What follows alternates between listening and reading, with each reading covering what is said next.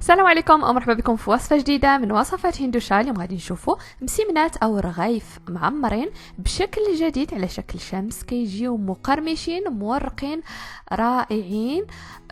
ضروري انكم تجربوهم. عارفة غادي ينالوا اعجابكم. كان سبق لي وقدمت لكم اشكال مختلفة وجديدة ديال المسمن، مثل المسمن على شكل قوالب، وايضا المسمن على شكل فراشة اللي يعجب الكثير منكم بحشوات لذيذة. فالروابط نخلي لكم على الشاشة. إلا عجبتكم وصفة اليوم ما تنساوش تخليوا لها لايك وبارطاج عبر مواقعكم الاجتماعية. ودابا نمشيو لطريقة التحضير. وعاء من السميد الناعم وثلاث وعاءات من الدقيق الأبيض، ملعقة صغيرة من الملح، ملعقة صغيرة من البابريكا، نصف ملعقة من خميرة الحلوى، و ملعقة صغيرة من خميرة الحلويات، أيضا ملعقة صغيرة من الخردل أو لا موتارد وماء اللي كيكون دافئ قليلا. فغادي نضيف كل المكونات مع بعضهم ونعجن العجينة ديالي بماء دافئ. نخليكم مع الصور.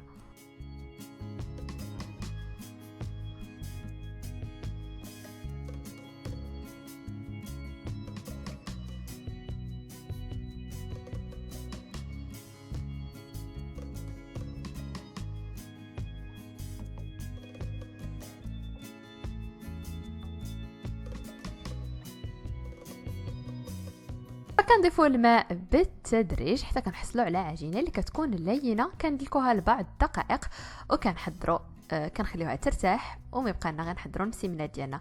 الا بغيتوا العجينه السحريه للمسمن اللي كتكون بدون دلك او عجن، فالرابط غنخليه لكم على الشاشه او دابا يظهر لكم على الشاشه وتلقاوه تحت في صندوق الوصف، اللي هي عجينه سريعه جدا كيمكن لكم تعمروا بها ايضا المسمنات ديالكم.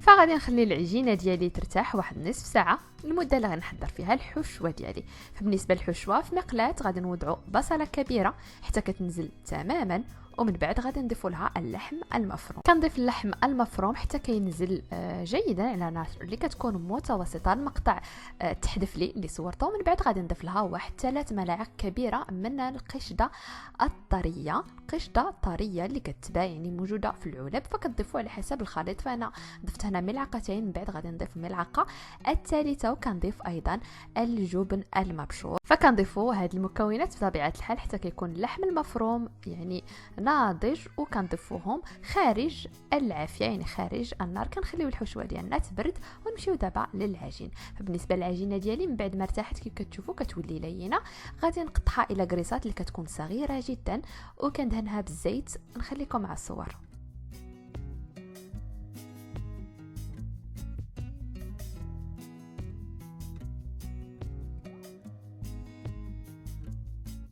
فمن بعد مساعدة الزيت والزبدة، من بعد ما قرصتهم الى قريصات صغارين ضروري انهم يرتاحوا، كنسرح العجينه ديالي حتى كتولي رقيقه جدا. غادي نشكلها على شكل مسمنات كيف دائما حتى كنكمل الكميه ديالي كلها ونرجع لكم باش نشوفوا كيفاش كنشكلهم.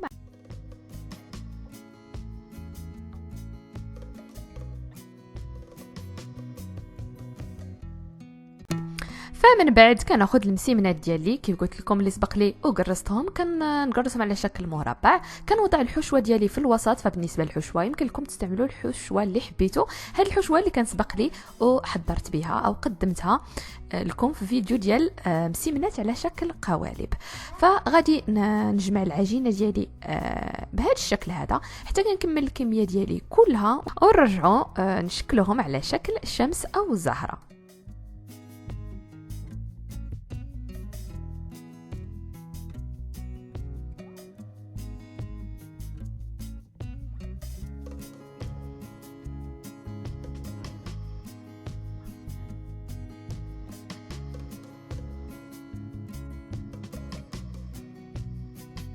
فلتشكيلهم كنحتاجوا الكأس والمقص. كنقطعوا بهذا الشكل هذا ومن بعد كنتبتوا لهم الجوانب. نخليكم في الصور توضح.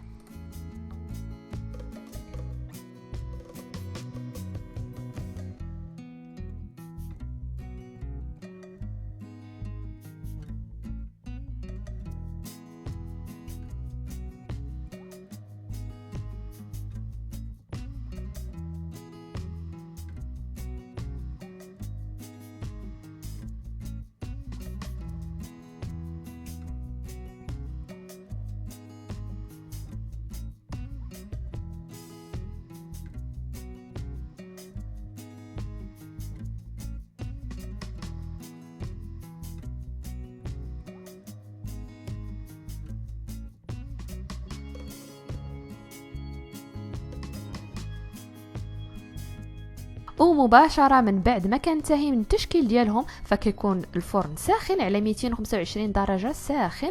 كناخذ كيف كتشوفوا معايا الرغيف ديالي كندهنهم اما بالقليل من الزيت، فبالنسبه للرغيفات راهم مدهونين اصلا بالزيت، وغادي نرش لهم على الوجه لا شابلور او الخبز المحمص اللي غادي يعطيهم واحد المذاق رائع، يعطيهم واحد اللون رائع وتقرميشه روعه. فضروري انكم تجربوهم بالخبز المحمص. كندخلوهم الفرن اللي كيكون سخن على كيف قلت لكم ساخن جيدا. من بعد ما كندخلوهم كننزلوا الحراره ل 200 درجه، كنخليهم واحد مده 10 دقائق، ومن بعد كننزلوا الحراره ل 180 درجه حتى كيتحمروا ويطيبوا من الداخل.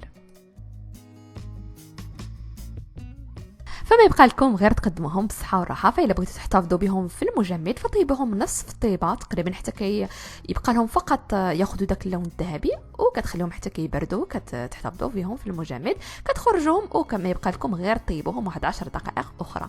ما تنساوش تشوفوا مسمن على شكل قوالب الا مازال ما شفتوهمش، طريقه رائعه. وايضا مسمن على شكل فراشه. فروابط تلقاهم غادي يظهروا لكم على الشاشه، وتلقاهم ايضا على القناه. انا نقول لكم بالصحه والراحه وبصحه فطوركم ونهاركم مبروك.